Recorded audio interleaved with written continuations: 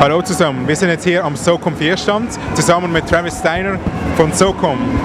Er wird uns jetzt nur einige Fragen zu Socom beantworten.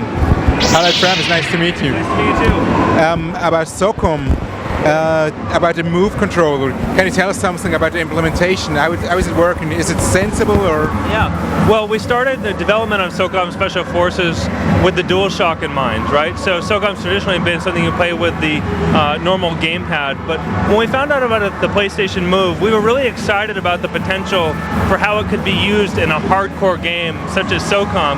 Really thought we could break new ground with that. So we were already a few years in development on Socom Special Forces when we got our first Move prototype, and we were able to get it up and running relatively quickly, maybe within a few months, and it quickly became apparent just how well it can work in a serious shooter game like Socom. I think the key elements of the Move that make it so successful are first and foremost the precision that you get. It's extremely accurate, and that's really, I think, what hardcore gamers demand out of motion controls in a serious shooter such as Socom. The other thing is just graphics, right? The PS3 allows us to retain the full HD power, and you get that immersive experience while also making it compatible with motion controls.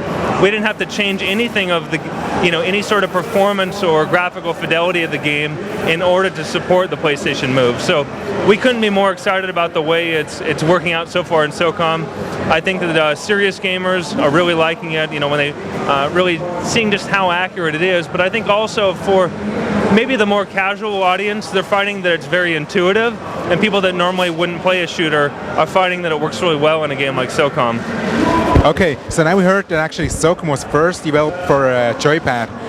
So the joypad will still be integrated into the game. You can still choose actually. You can play it either way. You can play it with just simply the standard controller, which is the DualShock, or you can play it with the PlayStation Move. Now when you use it with the Move, you either need to use the standard controller in your left hand or utilize the navigation controller, which actually works out really well. Okay, that's very cool. So we've already heard from good sources, now colleagues which were trying it, that the Move controller is so precise, you might even have a slight advantage against a joypad player. Is that true?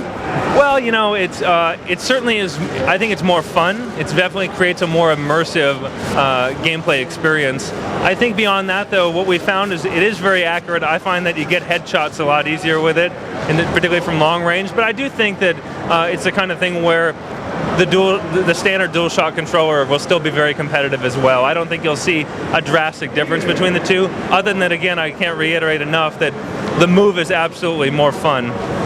Okay, so we can actually tell hardcore gamers, get yourself a Move controller. They definitely should pick it up. Okay, thank you very much, Travis. Thank you, very nice to meet you.